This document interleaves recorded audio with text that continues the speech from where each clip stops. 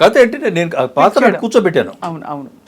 మీరు ఈ కోణం ఒక బాగా హ్యూమర్ ఉండే కోణం ఒకవైపు, మరోవైపు విశ్వనాథ్ గారితో మీరు పనిచేశారు. ఆయనది చూడంగానే సంప్రదాయం లేచి నిలబడుతుంది. విశ్వనాథ్ గారి కన్నా కూడా నేను సెంటిమెంట్ సినిమాలు చేసింది కృష్ణారెడ్డి గారితో. శుభలగ్నం, మావి చిగురు, అవన్నీ సెంటిమెంట్ సినిమాలు. విశ్వనాథ్ గారితో అదొక ఎక్స్పీరియన్స్.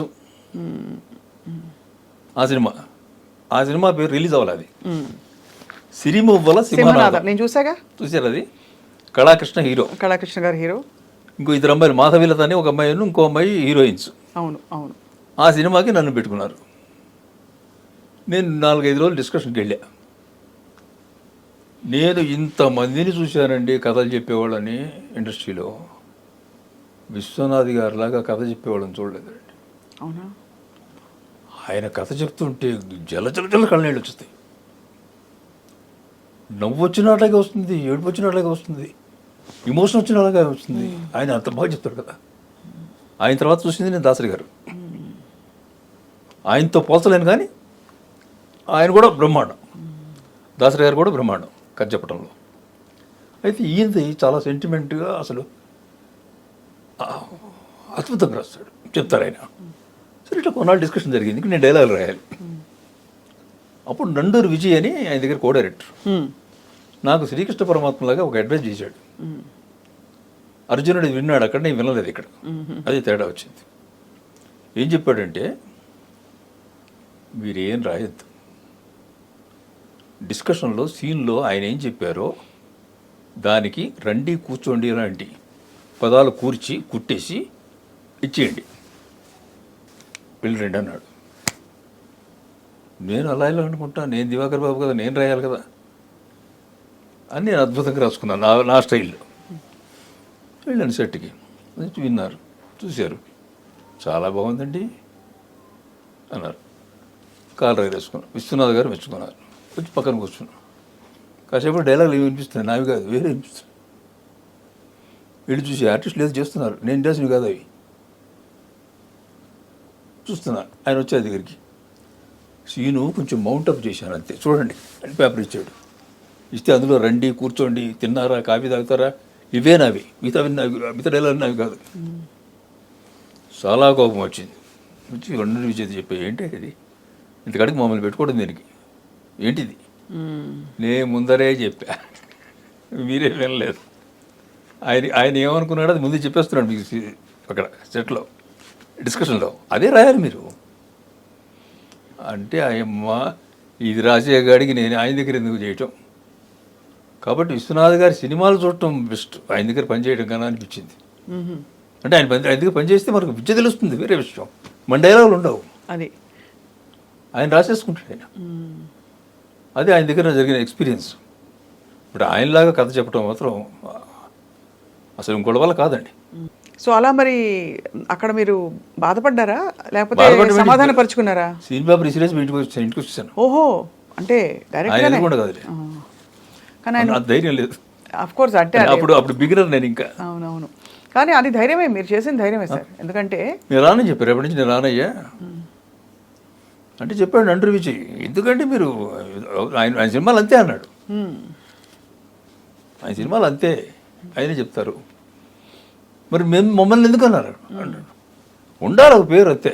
ఇది చాలా గొప్ప ఎక్స్పీరియన్స్ సార్. ఆయన రాసుకుని ఇంకోళ్ళ పేరు పెడతారు. చాలామంది రైటర్ చేంజ్ చేస్తారండి డైరెక్టర్లు. మా చేత రాయించుకుని వాళ్ళ పేరు పెట్టుకుంటారు. విశ్వనాథ్ గారు ఆయన రాసి మా పేరు పెడతాడు. తర్వాత మళ్ళీ ఆయన పిలిపించి కలవడం, తర్వాత కలిసాం, చాలాసార్లు కలిసాము. మా సినిమాలో ఆయన యాక్ట్ చేశారు, వజ్రం సినిమాలో. ఆ తర్వాత మళ్ళీ చక్కగా మాట్లాడతారు. ఆయన గొడవ లేదు, ఎందుకంటే ఆయన ఇష్టం కదా, ఆయన తెలుసు. నేను కాదని పోరాడు ఉంటే అక్కడ అదే గొడవ అయ్యేది.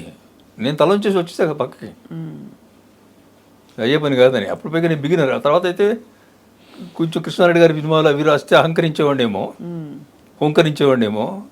అంత లేదు అప్పటికి. అప్పుడు ఇంకా నేను క్యాటే, టైగర్ అవ్వలేదు. క్యాట్ మరి లయన్తో టైగర్తో పోరాడకుండా వచ్చేసారు. కానీ అది అంటే బట్ కొంచెం ఎక్కడో మన డైలాగ్ వినిపించాలి, మన ప్రతిభ కనిపించాలనే తపనైతే ఉండేది మీకు మొదటి నుంచి కదా సార్? ఎందుకుంటుంది? అదే మీ గుండెల మీద చేసుకుని తినే ప్రతి మెతుకుని నేను సంపాదించుకున్నది. నాకు గోస్ట్ రైటర్ లేడు. ప్రతి ఒక్క సినిమా, ప్రతి ఒక్క నాటకం కానీ, ప్రతి సినిమా కానీ, ప్రతి అక్షరం నాదే. మరి ఎంత గర్వంగా చెప్పగలను నేను? ఎవరి చేత గోష్ఠుల చేత రాయించడం అది ఎప్పుడు ఏనాడు చేయలేదు. మీరు కూడా వేరే వేరే అందమైన ప్రదేశాలకు వెళ్ళి రాస్తారా సార్? ఇంట్లోనే కూర్చొని రాసుకుంటారా? ఇంట్లోనేనండి. ఇంట్లో ఈ ఇల్లు లేకుండా మెడ్రాస్లో ఉన్నప్పుడు ఇక్కడ వచ్చి రాస్తే హోటల్ రూమ్. మామూలుగా ఇన్స్పిరేషన్ కోసం బీచ్, అబ్బే, కొండల మధ్యకి వెళ్ళిపోవడం, ఇంకా రకరకాల ప్రదేశాలకు వెళ్ళి రాస్తారు రైటర్స్ అని వినికిడు, అందుకని అడిగాను సార్. అదంతా కూడా రాసేది ఎక్కడన్నా వస్తుందండి. అవి ఫ్యాన్సీ తెచ్చుకోవడం కోసం చేసే కొన్ని పనులు ఉంటాయి. ఇప్పుడు సార్ ఇప్పుడు డైరెక్టర్ ఒకళ్ళు పిలిచి, ఎవరో ఉన్నారు డైరెక్టర్, మా సంజయ్ కిషోర్ గారు, మీతో కథ రాయించాలంటే మీకు అవుట్లైన్ చెప్పి మాటలు స్క్రీన్ ప్లే రాయిస్తారా, లేకపోతే కథే మిమ్మల్ని పూర్తిగా ఒక 2 క్యారెక్టర్స్ ఇలా కావాలని అల్లి ఇమ్మంటారా, లేదా అన్ని విధాలా జరుగుతుందా? మీకు మీరు రాసిన 100 సినిమాలకు పైగా సూపర్ హిట్స్ అన్నీ ఎక్కువ భాగం వాళ్ళు ఒక సెంటీమీటర్ ఇస్తారు, మనం కిలోమీటర్ చేయాలి దాన్ని. అది అధిక శాతం అంతే. అంటే ఎవరో ఒకళ్ళిద్దరు, నేను రాసినటువంటి దాదాపు ఒక 100 సినిమాలలో పూర్తిగా చేసుకుని కేవలం మీరు డైలాగ్ రాయండి చాలు అని నా దగ్గరికి వచ్చిన సినిమా ఒకటి అది చూడాలని ఉంది, చిరంజీవి సినిమా. మొత్తం గుణశేఖరే. అంటే స్క్రీన్ ప్లేయర్ గుణశేఖర్ అక్కడ వేసుకున్నాడంటే దాంట్లో అతని టాలెంట్ కానీ అతని వర్క్ కానీ 90% ఉంది. ఒక 10% నేను వెళ్ళిన తర్వాత కొంచెం అక్కడ ఇలా బాగుంటే బాగుంటుంది, ఇలా బాగుంటే బాగుంటుంది, ఇది కామెడీ ఇలా ఉంటే బాగుంటుంది అని ఏదో ఒక 10% నేను ఉప్పందించాను తప్ప మొత్తం అయింది. డైలాగ్ మొత్తం నావి మళ్ళీ 100%. అట్లా నాకు అన్ని సినిమాలు కుదరలా. 50%, 80%, 60-40 ఇట్లా వ్యాపారాలు ఉంటాయి. కానీ ఎక్కువ కృష్ణారెడ్డి గారితో మీకు బహుశా మళ్ళీ ర్యాపో చాలా బాగా. కృష్ణ గారితో చక్కటి ర్యాపో. ఆయన దగ్గర గొప్ప గుణం ఏంటంటే అండి, నేను చాలామంది డైరెక్టర్ల దగ్గర పనిచేశాను. వాళ్ళు బిజినెస్. కృష్ణారెడ్డి గారితో గొప్ప విషయం ఏంటంటే బిజినెస్ అనేది తప్పదు, ఇది ఫీల్డే. అది ఒకరోజు ఫస్ట్ మాట్లాడేసుకున్నాక ఇంకా బిజినెస్ ఉండదు. మీకు ఎంత రెమ్యూనరేషన్ ఇంత, ఓకే, పేమెంట్స్ ఎప్పుడెప్పుడు ఇంత, ఓకే, రైట్, డన్, అయిపోయింది. There and the business first. ఇంకా మళ్ళీ ఆ ఊసి రావడం కానీ ఆ పేరు రావడం కానీ లేదు. మన పనిని మన చేయిస్తారు, ఆయన గౌరవిస్తారు. ఇట్లా రాయి అట్లా రాయి, పైనుంచి చూసి ఇక్కడ ఈ మాట ఇక్కడ, నీకు మాట ఇక్కడ పెట్టు, ఇట్లాంటివి ఉండవు ఆయన దగ్గర. గౌరవం ఉంది, గౌరవిస్తారు, మన పని మన చేయనిస్తారు. తర్వాత ఇంకోటి ఎక్కువ పెద్ద స్పెషాలిటీ ఏంటంటే సినిమా ఫీల్డ్లో ప్రతి వాడికి భయం ఏంటంటే ఫైనల్గా మన డబ్బులు మనకు వస్తాయా రావా, డబ్బులు వస్తాయా రావా అన్నది ప్రతి టెక్నీషియన్కి భయమే. ఎండ్ వరకు చాలా వరకు రావా. అదేంటి, ఎంతో కొంత పోతుంది. అంటే ఓ 10 మాట్లాడితే, ఉదాహరణకి ఓ 10 రూపాయలు మాట్లాడితే కనీసం 5-6 వస్తాయి, 5 రావచ్చు, తర్వాత 10 రావచ్చు. వచ్చే సందర్భాలు తక్కువ, అలా వచ్చే సందర్భాలు చాలా తక్కువ. అయితే మరి అలాంటి వచ్చినప్పుడు మీరు ఎందుకు పోరాడచ్చు కదా అనుకుంటారు. పోరాడలేము, ఎందుకంటే అక్కడే బ్యాడ్ నేమ్ వచ్చేస్తుంది. అయితే సరే కానీ లేదు, కాకపోతే ఇంకో సినిమాలో వస్తాయి, ఈ సినిమా హిట్ అవుతుంది, అట్లా వదిలేస్తుంటారు. ఆ విషయంగా కృష్ణారెడ్డి గారు ఏంటంటే ఇంత మీ రెమ్యునరేషన్ మాడుకున్నాక, సార్ ప్రొడ్యూసర్తో మీకు పని లేదు, ఇంకా మీ అమౌంట్ నా దగ్గర ఉంది అనుకోండి, మీకు ఎప్పుడు కావాలంటే అప్పుడు అరగంట ముందు చెప్పండి, ఎంత కావాలన్నా సరే నేను ఇచ్చేస్తాను మీకు. ప్రొడ్యూసర్ ఇస్తాడో ఇవ్వడో, ప్రొడ్యూసర్ తర్వాత ఇస్తాడేమో, ఎప్పుడో నెల రోజుల తర్వాత అవసరం అయితే ఇప్పటి నుంచి అడగాలేమో, ఇలాంటివి ఏం పెట్టుకోకండి. జస్ట్ అరగంట ముందు నాకు ఫోన్ చేయండి, మీకు ఎంత కావాలంటే అంత, ఇక్కడ కావాలంటే ఇక్కడ, మెడ్రాస్లో కావాలంటే మెడ్రాస్లో అప్పు చెప్తాను. ఎంత హాయి అండి రాసుకునే, నాకు ఎంత హాయి, బ్యాంకులో ఉన్నట్టేగా. అంతేగా.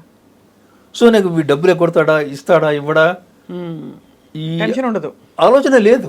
ఎందుకంటే సార్ రాసే వాళ్ళకి ముఖ్యంగా అత్యంత క్రియేటివిటీ ఒక అవసరం, ఒక మనసు పెట్టి రాయాలి. ఎక్కడైనా తేడాలు కొట్టాయంటే మీకు వైబ్ తెలిసిపోతుంది కదా, ఇక్కడ ఏదో తేడాగా ఉందని, అప్పుడు మీకు మనసు హోల్ హార్టెడ్గా రాదు కదా సార్, అవును, ఇబ్బంది అవుతుంది. సో అయితే కృష్ణారెడ్డి గారికి నేను కూడా ఎప్పుడైనా రాస్తే కృష్ణారెడ్డి గారికే రాస్తా సార్, మీరు చెప్పిన రాయండి. ఊరికే సార్ నేను అండం ఆయన ప్రొఫెషనలిజంకి గౌరవం చెప్తున్నాను సార్. అది ఆ ఫ్రీడమ్ అయినా అందరు టెక్నీషియన్కి ఇచ్చారు. నా ఒక్కడికి కాదు, ప్రతి టెక్నీషియన్కి ఇచ్చారు. అది ఒకసారి ఇప్పుడు ఒక అసిస్టెంట్ డైరెక్టర్ తప్పు చేస్తే నేను చెప్పాను, ఏమన్నా నేను తప్పు చేస్తున్నాడు కోపడచ్చు కదా అంటే ఆయన మాట అన్నారు, సార్ అతనికి 25 ఏళ్ళు ఉంటాయి కదా, ఉంటాయి, అతను ఈ పని చేయడానికి వచ్చాడు కదా, అవును, నేను శాలరీ ఇస్తున్నాం కదా, ఇస్తున్నాం, అతను మనం చేయాలండి, చేయకపోతే నెక్స్ట్ పెట్టుకోవద్దు, మనం కోపట్టడం చిన్నపిల్లడా, అతని పని అతను చేయాలి కదా, కోపట్టడానికి మనం ఎవరు శాశ్వతంగా పోషించేవాళ్ళమా కాదు, చిన్నపిల్లడా కాదు, నెక్స్ట్ పెట్టుకోం, దట్స్ ఆల్. అంటే ఎంత జాగ్రత్తగా ఉంటుందో చూడండి. అండ్ ఇదంతా ఎవరు ఆల్ క్రాఫ్ట్స్లో మాస్టర్ అయిన కృష్ణారెడ్డి గారు, ఆయన పాటలు, సంగీతం, మాటలు అన్నిటి మీద పట్టుంది ఆయనకి. సో ఇంత ఆయన నమ్రత, ఆయన మెచ్యూరిటీ సార్, అది చాలా గొప్ప సినిమాలు తీశారు సార్ ఆయన. కుటుంబ కథా నేపథ్యం చిత్రాలు, మంచి సందేశం ఉండే చిత్రాలు, అది మీరు వారు కలిసి. అవును, శుభలగ్నం అసలు జెమ్ సార్, ఇప్పటికీ సినిమాలో టీవీలో ఎక్కడికైనా వచ్చినా కూడా. శుభలగ్నం నేను 3 రోజులు రాశాను, అబ్బో, ఇంక్లూడింగ్ ట్రీట్మెంట్. పాయింట్ విన్న తర్వాత పాయింట్ నేనే ఆయనకి చెప్పించాను, నేను విని ఫస్ట్ నాకు నచ్చి చెప్పించి ఓకే చేయించాను. చేయించిన తర్వాత యాక్చువల్గా ఏంటంటే అది మైకేల్ డగ్లస్, డెమీ మూర్ యాక్ట్ చేసిన ఒక సినిమా ఉంది, తెలుసు, అది ఇండిసెంట్ ప్రపోజల్. అవును, ఇక్కడ రివర్స్ చేశారు మీరు. ఇండిసెంట్ ప్రపోజల్ నేను చేయలే, ఒక రైటర్ చేశాడు, చేసి పేరు గుర్తురాట్లే, చేసి నాకు చెప్పాడు, నాకు సిగ్గేసింది, నాకెందుకు రాలేదు ఈ ఐడియా అని. ఆ సినిమా నేను కూడా చూసాను, ఇండిసెంట్ ప్రపోజల్, నాకెందుకు రాలేదు ఈ ఐడియా అని సిగ్గేసింది. సరే చెప్పిన తర్వాత నచ్చి నాకు పాయింట్ చెప్పా, ఇక్కడ చెప్పా, అతని దగ్గర కొనిపించిన తర్వాత సరే కూర్చుందాం డిస్కషన్ అన్నారు. అవసరం లేదన్నా, నాకు వదిలేండి, నేను రాస్తాను. 3 days కంటిన్యూ టక్క కూర్చొని రాసేసాను. క్లైమాక్స్ వారం పట్టింది, క్లైమాక్స్ అవుట్ రాయడానికి. గమ్మత్ ఏం చెప్పుంటారా, ఎక్కడ ఇండిసెంట్ ప్రపోజల్ ఇటు తిప్పితే శుభలగ్నం అయింది, శుభలగ్నం ఇలా చూస్తే శ్రీకృష్ణ తులాభారం అయింది. అంతేగా, కాబట్టి మన కథల్ని మించిన కథలు ఎక్కడ లేవు. శ్రీకృష్ణ తులాభారం యాంగిల్స్ ఎప్పుడు ఎవరు ఆలోచించలేదు. సత్యభామ, అవును, అంతే కదా, అమ్మేసుకుంది. శుభలగ్నం తులాభారం. సో భారత భాగవత రామాయణాల మించి కథలు లేవు. ఒక్కోసారి ఇంకొక విషయం చెప్పాలండి, ఎందుకంటే చూసేవాళ్ళలో కొంతమంది కన్నా ఒక విషయం అర్థం అవ్వాల్సిన విషయం ఉంటుంది. రీమేక్ సినిమాలు చేసేటప్పుడు థియేటర్లో చూసి కొనకూడదు. ఎందుకు అంటే మనకు ఆ భాష రాదు, మనం వెళ్ళి చూస్తాం, అక్కడ ఆ భాషలో వాళ్ళు బాగా తెగ నచ్చేస్తుంది వాళ్ళకి. ఎందుకు నచ్చిందో మనకు తెలియదు, నేటివిటీ, చప్పట్లు కొడుతుంటారు, ఈయర్లు వేస్తుంటారు, అక్కడ లోకల్ పాలిటిక్స్ ఉండొచ్చు, లోకల్ సెటైర్లు ఉండొచ్చు, మనకి తెలియదు. మాకు జరిగింది అట్లా. నేను, కృష్ణారెడ్డి గారు, నరసారెడ్డి గారు అని ఒక ప్రొడ్యూసర్, ముగ్గురు కేరళ వెళ్ళాం ఓ థియేటర్కి. ఫుల్ 50 రోజు హౌస్ఫుల్. ముగ్గురిని లేపి రిక్వెస్ట్ చేసి ప్రేక్షకుల్ని మా ముగ్గురిని కూర్చోబెట్టి సినిమా చూసాం. అసలు స్టార్టింగ్ నుంచి ఈలలు, కప్పట్లు, చప్పట్లు, కేకలు. సబ్జెక్ట్ కూడా బాగుంది, సబ్జెక్ట్ కూడా అర్థమవుతుంది, సబ్జెక్ట్ కూడా నచ్చింది మాకు. వచ్చాం, బ్రహ్మాండం అంటే బ్రహ్మాండం అనుకున్నాం, కొనేసాం. స్ఫటికం దాని పేరు, తెలుగులో వజ్రం అని పేరు పెట్టి తీసాం. ఫ్లాప్. విశ్వనాథ్ గారు చేయించాం ఒక వేషం, దాంట్లోనే ఫ్లాప్. ఎందుకు ఫ్లాప్ అయింటుంది సార్? ఏంటి ఫ్లాప్ అంటే కారణం, ఈ జనాల చప్పట్లలో వీటిల్లో మేము గ్రహించిన ఒక పాయింట్ ఏంటంటే, అసలు ఆ సబ్జెక్టు మన నేటివిటీకి సరిపోతుందా లేదనేది మేము ఆలోచించలేకపోయాం. అంటే దాంట్లో ఏంటంటే, కేరళలో ఒక పిల్లవాడిని టీచర్కి అప్పచెప్తే టీచర్ వాడిని చంపేసినా ఊరుకుంటారు. నువ్వేమైనా చెయ్యి, ఏ పిల్లవాడు వచ్చి టీచర్ మీద రిపోర్ట్ చేయడానికి వీల్లేదు. అవును, అటువంటి ఎన్విరాన్మెంట్లో పిల్లల్ని పెంచుతారు వాళ్ళు. మన వాళ్ళు పిల్లల్ని ఏమన్నా అంటే వెనకాల విరుసు పడిపోతాం, మనం అడ్మిషన్ చంపేస్తాం, మాస్టర్ని కొట్టేస్తాం, చాలా కూడా చేస్తాం మనం. ఇలాంటి అడ్మినిస్ట్రేషన్లు అద్దెసుకొచ్చి చూపిస్తే అసలు అతకల అందుకని బతకల. కానీ మొత్తానికి అయితే కృష్ణారెడ్డి గారితో మీరు కాబట్టి ఏంటంటే, మీరు రీమేక్ చేయదలుచుకున్నప్పుడు రూమ్లో కూర్చొని చూడండి, అప్పుడు ఈ చప్పట్లు ఇవన్నీ వినపడవు, మీకు సబ్జెక్ట్ అర్థం అవుతుంది. ఓహో, ఇది మన నేటివిటీ పడదు అని పక్కన పెట్టచ్చు. అది చెప్పదలుచుకున్నది. శుభలగ్నం సినిమా సార్, ఆ క్యారెక్టర్స్ రాస్తున్నప్పుడు ఆమెని క్యారెక్టర్ నెగిటివ్గా రాయలేరు, కానీ నెగిటివ్ క్యారెక్టరే.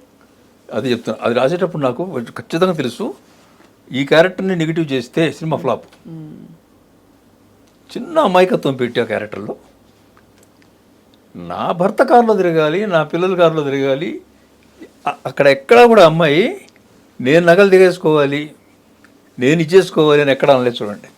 ఏదో కానీ స్టేటస్ కాన్షియస్నెస్ కొంత ఉంటుంది అంతే తప్ప పిచ్చిది. పిచ్చిది. నా భర్త కాలంలో తిరగాలి, నా పిల్లలు ఇలా ఉండాలి, నా ఇది ఉండాలి అనే ఒక చిన్న అమాయకత్వంతో కూడిన క్యారెక్టరైజేషన్ చేయకపోతే కనుక సినిమా ఫ్లాప్ అవుతుంది. సినిమా పెద్ద ఫ్లాప్ అయిపోతుంది. ఒక భయంకరమైన రాక్షసుగా చేస్తే సింపతి రాదు. అదే అలా కుదిరింది. కుదురుతాయి సినిమాలకి, ఏది గొప్ప ఎవరు గొప్ప ఏం కాదండి. ఆ కుదరాలి, ఆ టైం కుదురుతాయి కొన్ని వంటకాలు. అట్లా కుదిరితే హిట్టు, కుదరకపోతే పట్టు.